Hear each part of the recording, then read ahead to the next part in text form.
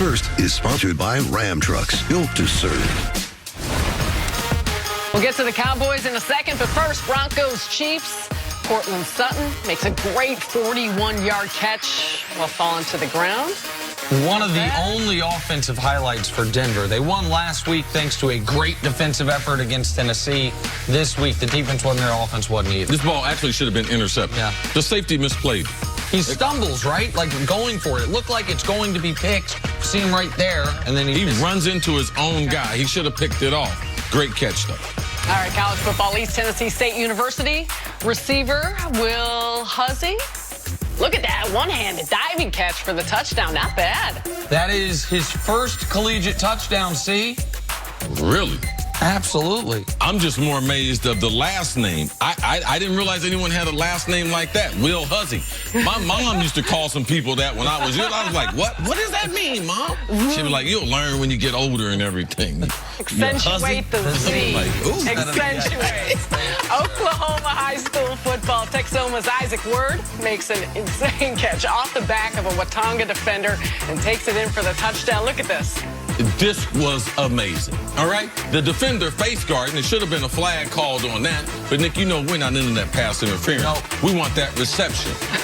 That's an amazing. Well, traps it on his back. We've seen a few of these over the years where you trap it on the defender's back. We never see it followed up with a yard after catch run for touchdown. Usually you trap it on his back while you're falling to the ground, you're fighting for it. He traps it on his back and then plucks it and goes for the score. Oh, yeah, tight game, too, 14-7. Ties it up. On to the Cowboys. Or 21-7. We don't really. Add to the suspense. We like it. I couldn't do my thing. Cowboys hosting the Eagles in a pivotal NFC East showdown on Sunday Night Football. Dallas has lost 3 straight, and part of the main reason can certainly be traced back to their 0 first-half touchdowns during the losing streak. Here's Dak Prescott on his team's slow starts.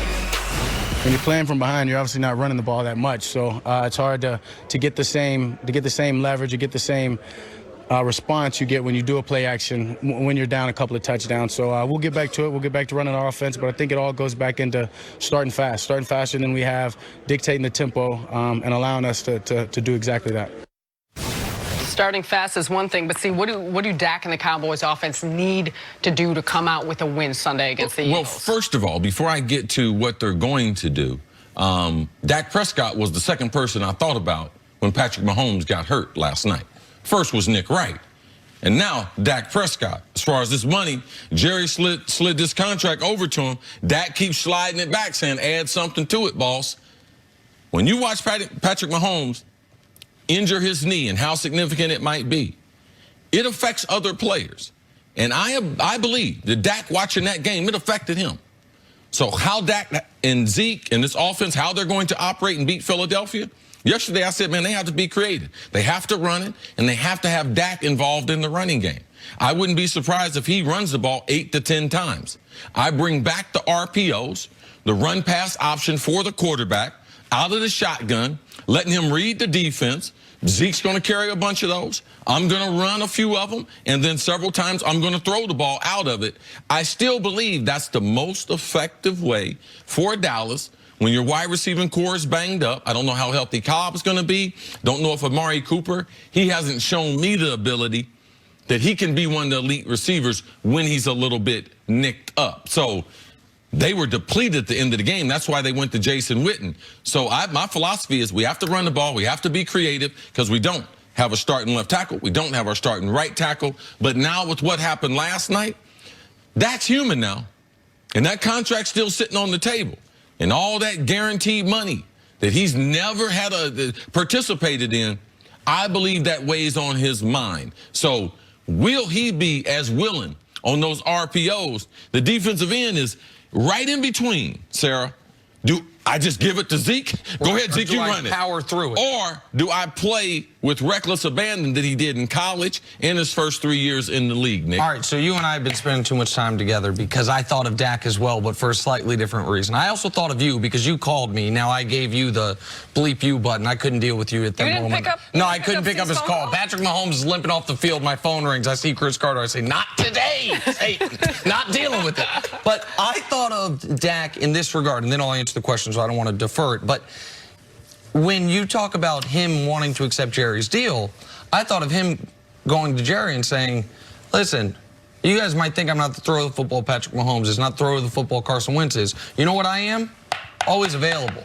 You got a league where half the teams are on their second quarterback already. 14 teams are on their second quarterback, either due to injury or incompetence. Dak Prescott can say, man, one thing you can put me in the same category of Russell Wilson, the highest paid player in the NFL, is I am always here. So I do think that while I agree with you logically, you'd see that and say, man, I got a bird in the hand, and that bird is $100 million guaranteed. Dak's been very audacious, if you will, on playing without that contract, and I don't know if that wraps up in the next 72 hours. Now, on the football game, Dak talked about starting fast.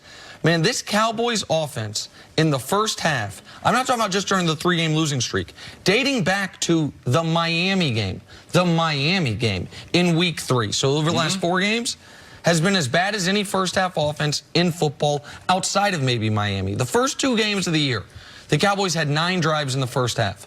They scored 35 points on those 9 drives. That's, what's that, almost 4 points a drive, a touchdown every other drive. Since then, they've had 23 first-half drives. They've scored 19 points, including the Miami game. They have dug themselves in a huge hole the last few weeks against New Orleans. They were in it the whole game because New Orleans offense couldn't do anything. And then against the Jets and the Packers, they obviously were down multiple scores at the half and playing catch-up. It's one of the reasons why the Cowboys' yards per game numbers, which look really good to me, are wildly inflated. Because the last couple weeks, you've got teams not playing prevent, but playing soft coverage to try to prevent the big play over the top. The Cowboys got to get back to what they were doing the first couple games of the year and get off to a legitimate start. Put some of the pressure on Philadelphia. Try to take Philadelphia out of what they want to do and make it so they can lean on Zeke late in games, which has been their formula for winning over the last few years. So I do think Dak keyed on the important point. Can you get off to a better start? I think it's going to be incredibly difficult because of those injuries, those tackle injuries, those receiver injuries. How much is it going to fall on Zeke, and how much is Philadelphia going to say, listen, if Tavon Austin's going to beat us, God bless, but we are not going to let Ezekiel Elliott beat us. Big picture, will the winner of this game have a stranglehold on the NFC East? No, absolutely not. It's going to be bundled up to the finish. It's going to be a week number 17. Neither one of these teams can plan on, you know something, man, from week 15, we'll play hard that week. Week 16 and 17, you know, we might be able to chill. Absolutely not. The cushion that they've had, they have already utilized that. So it's going to be knockdown, drag out. Neither one of them have a schedule that there's any type of relief in it. So, no, we thought it would be a tight race, but we thought it would be a race to 11 and 12 victories or 11 and 10 victories for these two teams. We thought they were the best in the division. So, no, I can't say that with this win, either one of these teams, not unless there was some significant injury to one of their quarterbacks or something like that. No, I believe neither one of these teams is at an advantage unless Philadelphia wins on the road with the rematch coming back in Philadelphia. That would give them a huge advantage. But a stranglehold, I'm going to hold off just a little bit on that. Yeah, I think Philadelphia, with a win, can put themselves in a far more powerful or advantageous position than Dallas can. One, because they are on the road and they know in Week 16 Dallas has to come back to their building. The other is the Cowboys have been operating as if last week was rock bottom. No, this would be. Like, you can think you're at rock bottom and then dig a little deeper. And if you really want to send some shockwaves through that organization, put some, plant some seeds of doubt in the players, is this going to work? Is Jason Garrett going to be our coach next season? They're going to be wholesale changes. Have that team lose 4 games in a row. Have that team get embarrassed at home by Green Bay. Yeah. I mean, think about the losses. You lose to New Orleans. They don't have Teddy Bridgewater. You can't score 13 points. You're down 31-3 to Green Bay in a game that people thought you'd be right there if not win. You lose to the Jets, a Jets team that had 2 offensive touchdowns on the year.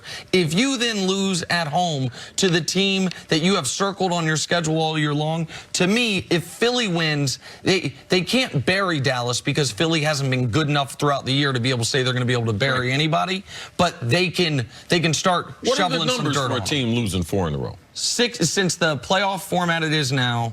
only 6% of teams that have ever gone through a 4-game losing streak have made the postseason. So that's the beginning of the year, middle of the year, end of the year, and that's 2 reasons for that. One is you usually only have about 6 losses to play with over the course of the year if you're going to make the playoffs. And the other reason is if you lose 4 in a row, you're usually not any good. And that's the concern for Dallas. That was your concern Monday.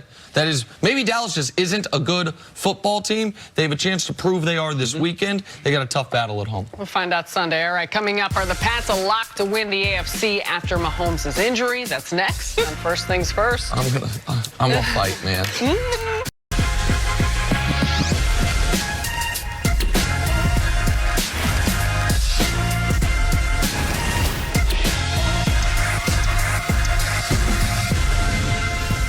First Things First is sponsored by Ram Trucks, built to serve. Welcome into First Things First. I'm Sarah Kustok filling in for Jenna Wolf. That's the Hall of Famer, Chris Carter. That's Nick Wright. I would say happy Friday and ask how you guys are doing, I'm but gonna knock that out I your think hands. we already know the answer. Yeah.